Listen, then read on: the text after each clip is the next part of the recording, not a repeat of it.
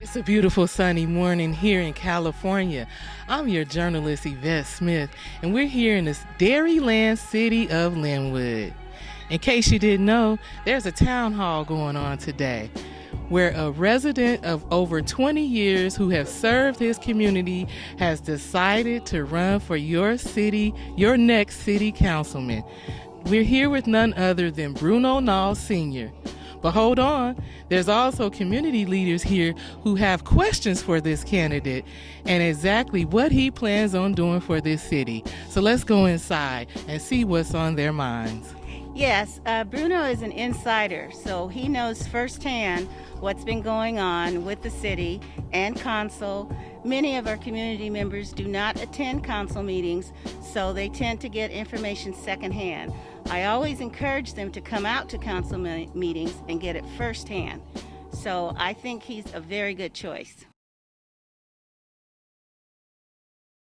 Thank you, sir.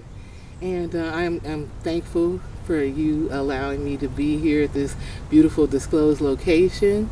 Thank you. It's an honor to speak with you today. Very excited about what we're going to embark upon, which is this town hall today. And I just wanted to ask you a couple of questions, if I could. Sure. One of which would be, why are you running for the City of Linwood Councilman? The City of Linwood is in some transitional time, so there's a lot of issues that I'd like to address as councilman, but I think focusing on some of the main issues that are current right now is the homelessness issue, public safety with the parking issues, and of course, economic development. We have some communities leaders here who are ready to throw some major questions at you. Are you concerned? Are you ready for these questions and what the community has on their mind? Of course, as a person running for council and just a concerned person in our community, I have my own ideas, but I feel that getting feedback and input from our community is crucial. Because without their information, all I'm doing is basically trying to address the city's issues in a bubble. No man is an island, it takes a village. So getting the input from our community is very critical for moving forward. Thank you so much, Mr. Bruno Naulls. Hello, my name is Yvette Smith, and welcome to the Bruno Naulls Sr. for Linwood City Council Focus Meeting. I will be the moderator today for today's event, making sure we cover Linwood questions and issues in the time schedule for today, which is about 90 minutes. We are gathering in small numbers, safe and socially distancing as we continue to pray for a healing of our nation and all of those who are suffering economically, socially, mentally, and physically from this pandemic, COVID-19. This year, through a pandemic and all, we have one of the most important elections coming up in less than 70 days, which is meant to bring about major change in each of our lives. There are movements for equality that are changing the landscape of America, and we're here with one of the people who want to make that change, Mr. Bruno Naulls. And if you would mind introducing yourself and telling us a little bit about why you're running for the City of Linwood Councilman. Okay, my name is Bruno Naulls, and I'm running for Linwood City Council. This year is very critical time for an election. We're losing 2 council people on the city council, and I feel that it's necessary that we have someone on council that has experience and that can sustain our city moving forward. I'm looking forward to assisting our city as councilman, and hopefully, God willing, I'm elected and I'll do exactly everything that I need to do to help our city move forward. So Bruno, I understand that a few topics are near and dear to your heart, and you have a vision for some things that you want to address in the city of Linwood and improve upon. One of which I understand is homelessness. Yes. All right. And I wanted to go ahead and turn to the audience and ask them what questions they have for you regarding homelessness. Okay, wonderful. Okay? Yes, ma'am. So anybody with their first question for Bruno? I have a question. Hi Bruno, how are you doing today? So, homelessness has gotten so bad, so much dirt, trash, grime all over the place. What is your idea on how we can fix that problem throughout Linwood and other cities as well? Thank you for the question. The city and the state right now, we're in a very peculiar situation due to COVID-19. The shelters that were created to house homeless people have been, the capacity has been reduced due to social distancing. So what we're experiencing is a move for more homeless people on the streets. And obviously the answer to that would be to create more shelters. The city of Linwood is currently in the process of trying to create shelters in our city. And if we do that, we will be able to move those people off the streets and into shelters. We also have our hands tied because the city of Linwood can only clean up areas that the city of Linwood has authority over. So we're also dealing with state property and county property. Caltrans, they're the authority over their property, over state property, and LA Metro, they're their authority over their property. So if we get calls for homeless people that are on those properties and say, we need this cleaned up, the city isn't allowed to clean their properties. We have to reach out to Caltrans and tell them that there's a problem on their property. We have to reach out to LA Metro and tell them there's problems on their property. And due to the pandemic, their resources are limited and their ability to clean is limited as well, or to move homeless. So ultimately they would have to clean the site as opposed to move the homeless, because keeping them in clusters is better than dispersing them throughout the community, because they can potentially be contagious with COVID-19. So ultimately, going forward, we need to find ways to get quicker cleanups while sustaining the living arrangements until we can have shelters for the homeless. Thank you so much for that. Was there any other question in regards to homelessness? Yes. Bruno, does the city have anything in place that I haven't heard of as for feeding the homeless? I mean, we do know that we have several little clusters. Are we providing anything for them? The city currently has, and also other organizations have, multiple food banks that are available for the community.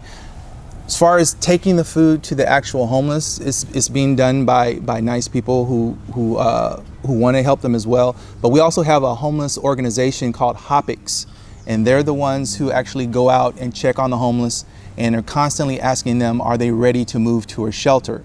Obviously, shelter is an option, it's not a mandatory. So when they go and talk to them, they'll bring water for them, they'll bring some type of foods so they could have something to eat. Most of the time, you know, people are very generous nowadays because they understand the homeless issue.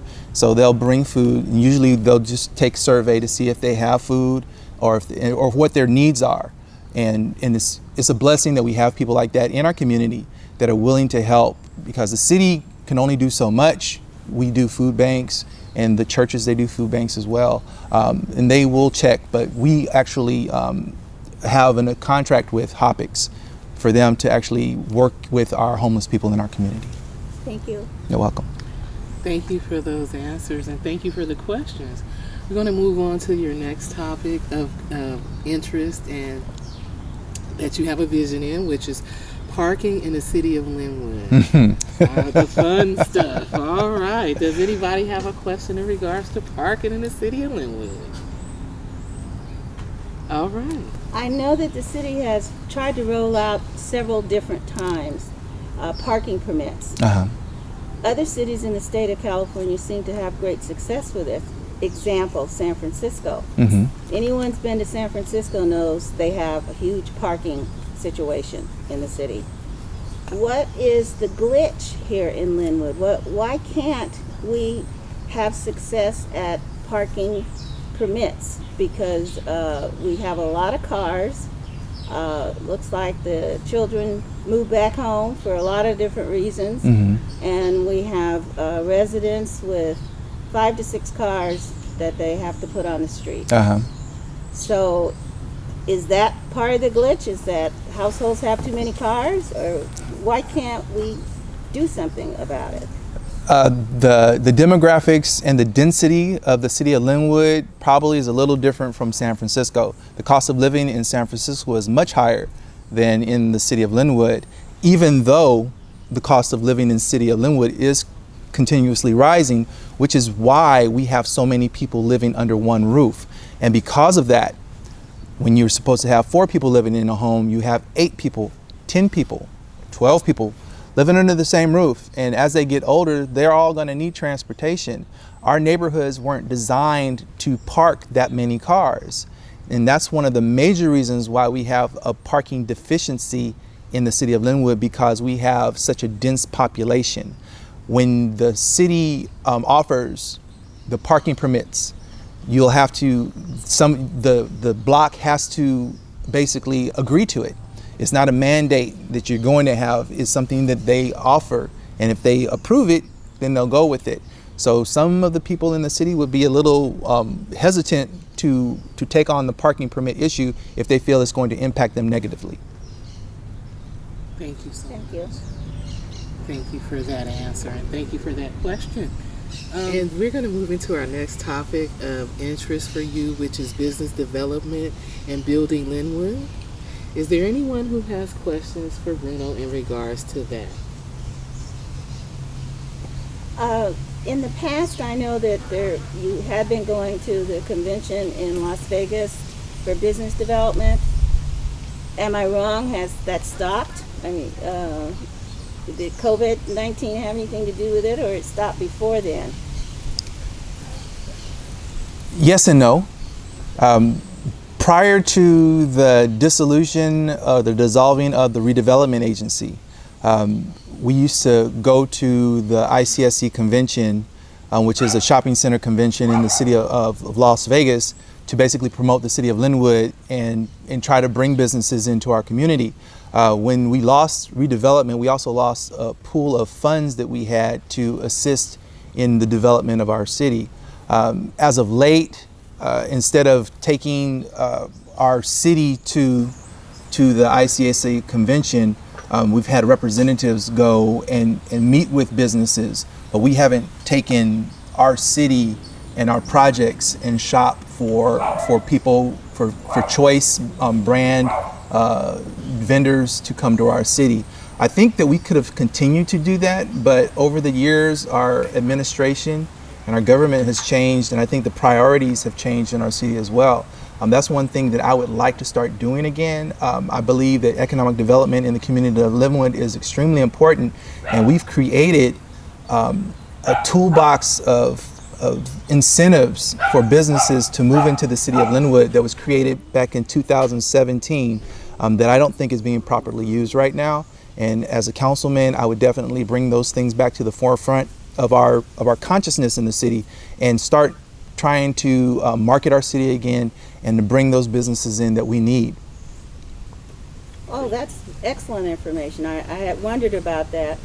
And now that we are suffering from the results of COVID-19 and businesses being closed and our tax revenue is down, it would seem to me that someone on staff would be looking into this, because we've got to raise that sales tax to make up for the loss that we've had the last 5 months.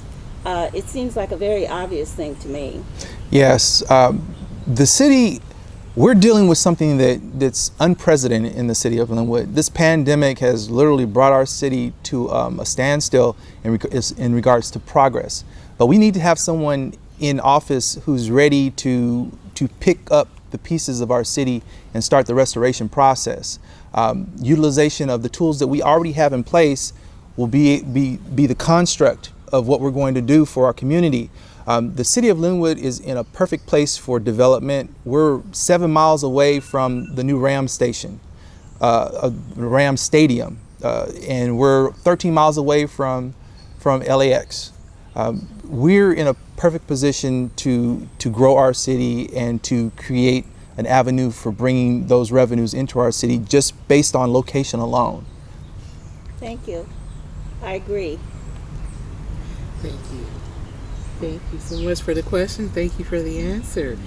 And we'll move into our last topic before we let you have the floor and expand upon anything that you may feel is important that you want the community to know.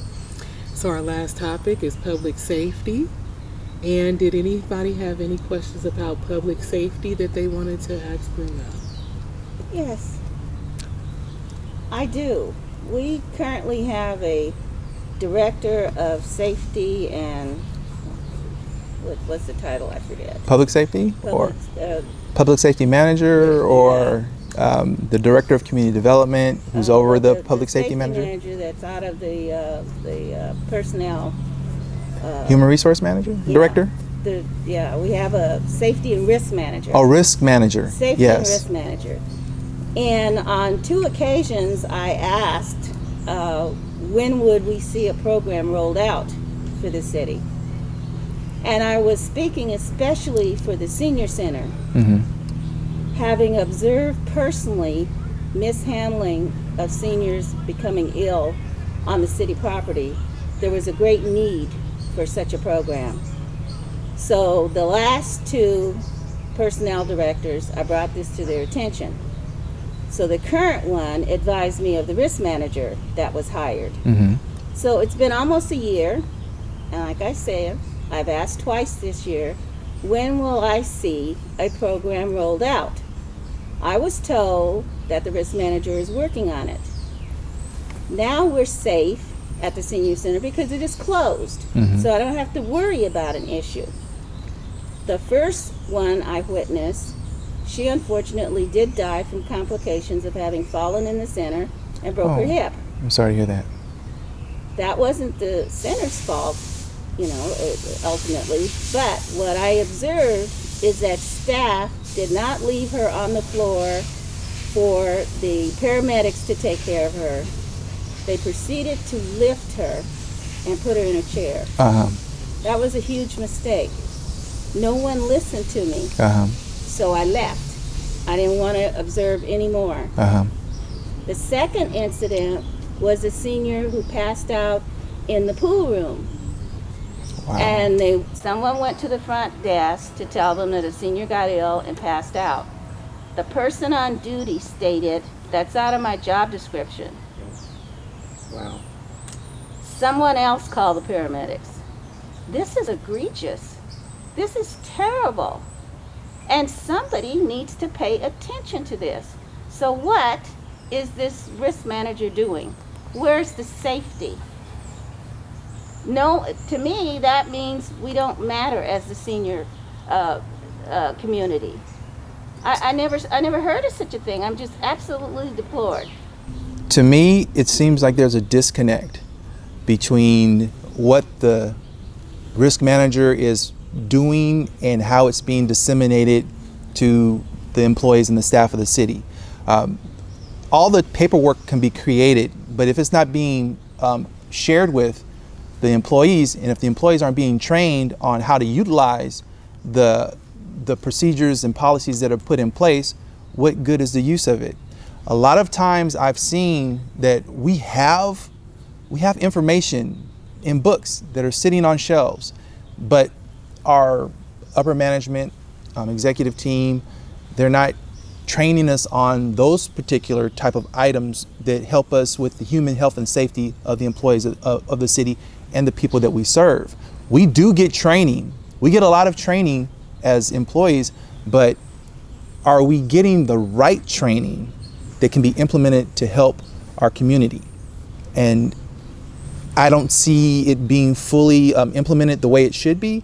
And I think that if we come together and we start doing strategic planning for how to address these issues, how to help our community, how to make sure that everybody is safe in the city of Linwood, then those books, those procedures, all these protocols that are being put in place will be more effective. Thank you. That's a very good answer, but what really worries me is that I don't see a lot of movement until there's a suit, till there's a filing. I don't know why I've been the one to see this kind of things going on and report them and nothing happens. The time for action is now. we can't be we can't be reactive as a city. We need to be proactive, and it goes beyond training the employees. It has to go in educating our community as well, because we have that responsibility as a city to make sure and ensure that all the people that we serve and the people that serve them are properly educated and trained for any type of situation. We're the gatekeepers of our city. So if we don't have that knowledge and we don't have that information, and it's being held by only selective people, what good is it if an incident happens and that particular person isn't available? We should all be cross-trained. And that's something that I look forward to doing as a council person, to ensure that the people that are on top, that are managing our city, are making sure that all levels of staff are trained and educated so we can help. Thank you. Thank you so much, Bruno. Is there any other question before we wrap it up in regards to public safety? I have a question. Right. So I understand that we have a block watch in the neighborhoods, and I'm not sure how many participate, but I think that if more people participated in that process, we can also help each other build a safer community. How do you plan on helping Linwood grow strong within the block watch community, so we can kind of take pride in our own neighborhood? Excellent question. Currently, I am the president of the Linwood Neighborhood Block Watch Association, and when I was brought on as the president, elected as president, one of the first goals that I wanted to try to implement was recruitment of block watch captains. I do believe in community, and I believe that with more block watch captains, we will be able to expand throughout the city and have a network of the community watchmen who are able to look out for each other, because the city of Linwood just isn't that big. We're 4.9 square miles. And if everyone had a block captain on their block, the network would be almost like a family. Everybody would know each other, and everybody would be able to look out for each other.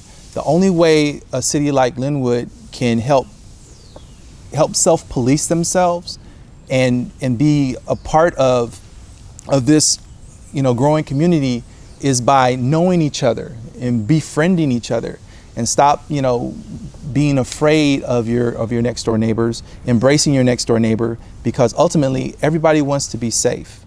All neighborhoods should be safe as any other community where they consider themselves safe. We should know and be able to walk down the streets, work, live, play in the city of Linwood, knowing that we're looking out for each other. We have each other's backs. And by building on an organization that already exists can only help the city moving forward. As a council person, I would be taking myself out of the position as the president of Block Watch, but I would definitely want to foster a good relationship with Block Watch and help them and extend the city's assistance to the Block Watch so we can continue that recruitment and build our city so we can become a better policed and safer family-oriented community. Because ultimately, at the end of the day, we all should know each other and be, comfortable knowing that, everybody in the city is looking out for each other. Thank you so much for that response, Bruno, and thank you for the questions. We may have some other questions. We're gonna go ahead and get the last questions, but before we do that, let me take a moment, just a quick break. All right, thank you. We'll be right back.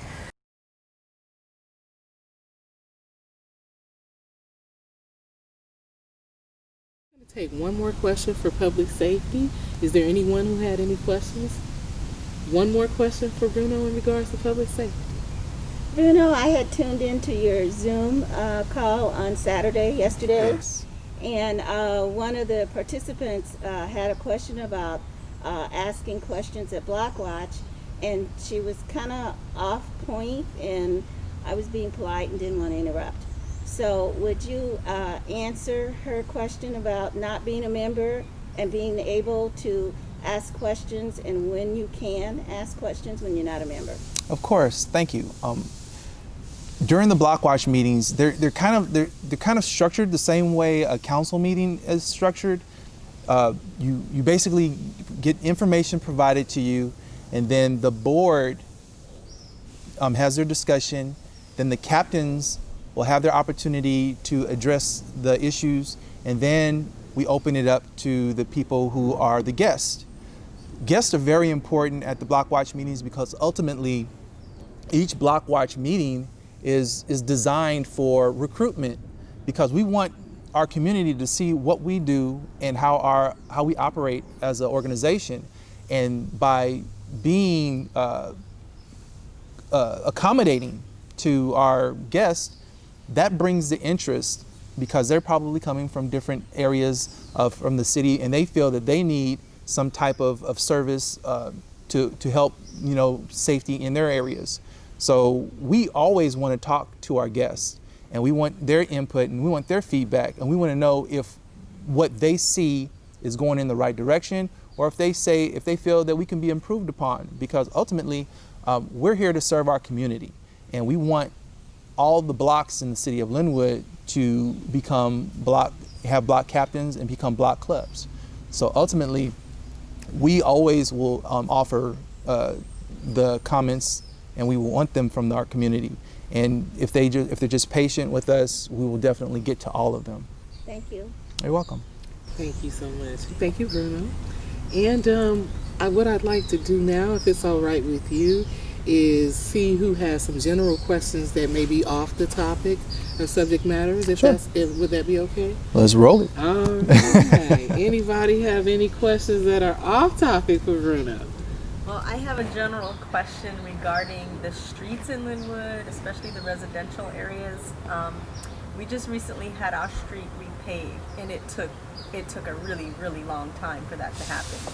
Several years. 50 to be exact. Oh, Okay, God. 50 years. And when it happened, now it's looked upon as a street race area. We've got cars speeding down the street, and obviously it didn't happen with the potholes, right? So you fix the street up, and then the cars are racing down the street. There's a lot of kids on our block, in particular, this block.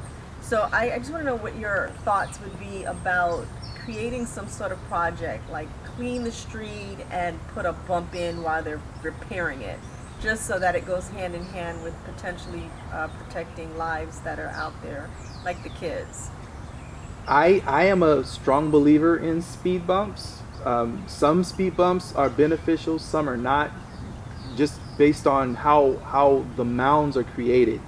But definitely on streets that aren't used for fairways for emergency vehicles, where the speeds need to be able to be maintained at a certain speed because of emergency situations, I believe those residential streets that don't require that necessity should be considered for speed bumps, because ultimately the children and our youth and our elders, their lives are what truly matters, and slowing a car down could be the difference between life and death for all of them.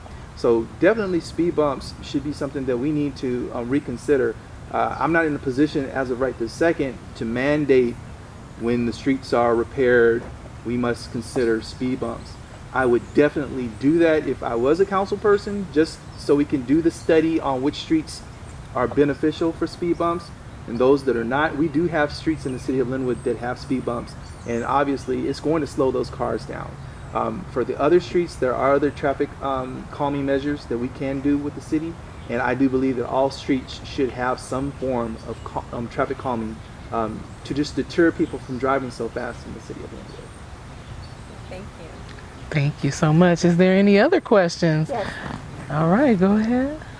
In the past, when we were scheduling street repairs, there would be a notice in perspective which streets were up next, so one could plan to avoid the area.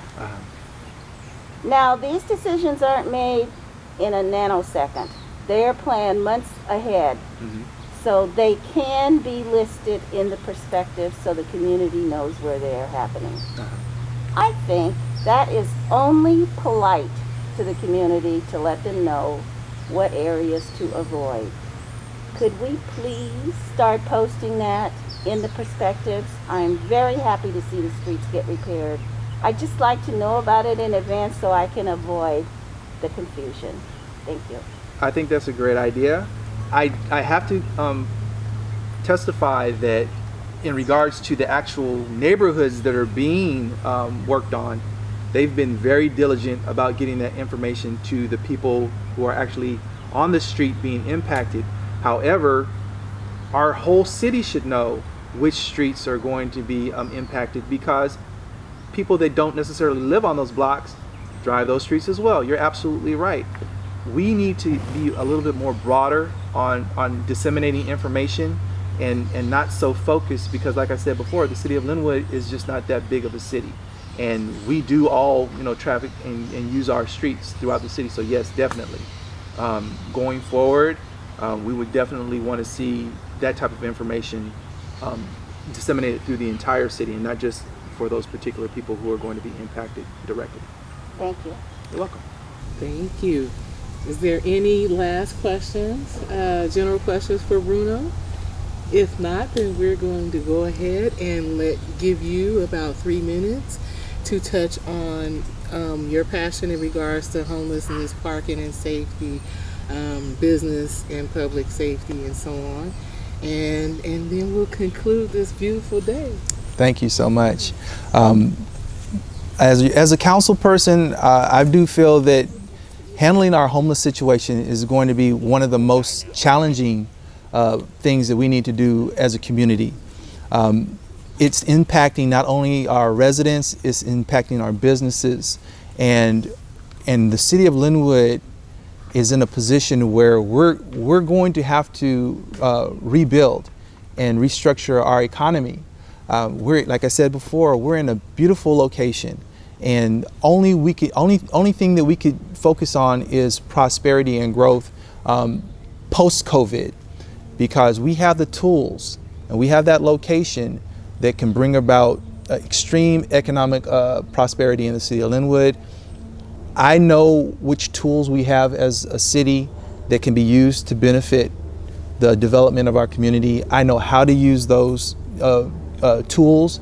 I helped create them, and going forward, I hope that we're able to implement the use of those tools and bring those businesses into our community, help the businesses that already exist in our community, and bring those jobs and that revenue into our community so we can continue to provide those goods and services to our residents and stop having to leave the city of Linwood to enjoy life.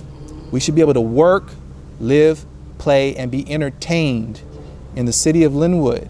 We shouldn't have to go to Downey, we shouldn't have to go to Lakewood, we shouldn't have to go to any other city outside of the city of Linwood to enjoy life. And if we had those amenities in our city, the people that raise their children in the city of Linwood, those kids would grow up and they would reinvest in their community. They would buy houses in the city of Linwood and they would stay in the city of Linwood. Linwood should be a self-sustaining city. And as your council person, I would definitely ensure that I'm going to put all of my heart and soul in making sure that this city becomes that type of a city. As I said before, my name is Bruno Naulls, and I'm running for Linwood City Council. And with that being said, I just want your vote so you can see me put my eyes and my visions into perspective and help this city grow.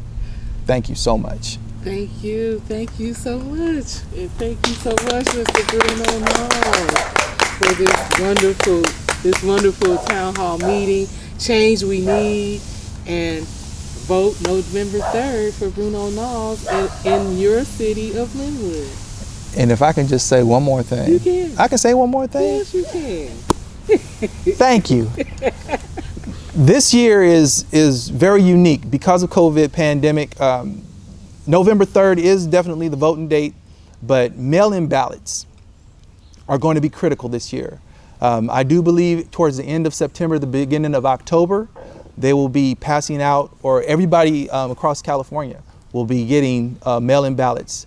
That will be the time that we need to sign those ballots and get those ballots in as fast as we can, because we don't know what the state of our postal services are going to be, and it's always constantly shifting.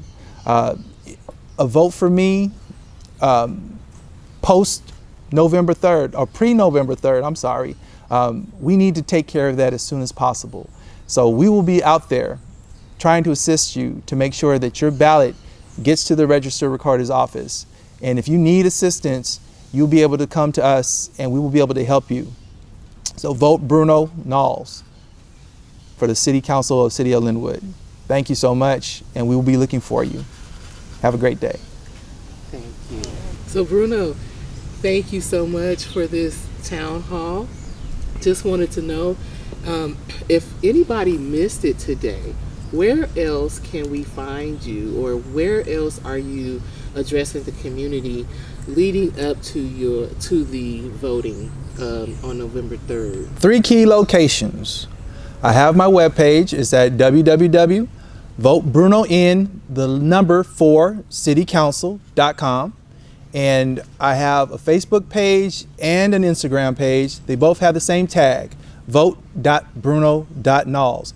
On the webpage, you'll also be able to find where I have a site that lets you know about my Saturday town hall meetings. They happen every Saturday at 3 o'clock. Each Saturday, we will be touching on a different topic of interest for the city of Linwood. But trust and believe, if you guys want to talk about something else that's more important to you, there will be time for that also. So I urge you to come find me and we can just have a nice talk.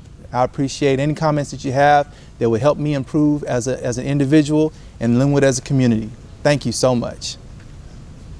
Thank you. That was beautiful. Spread the head.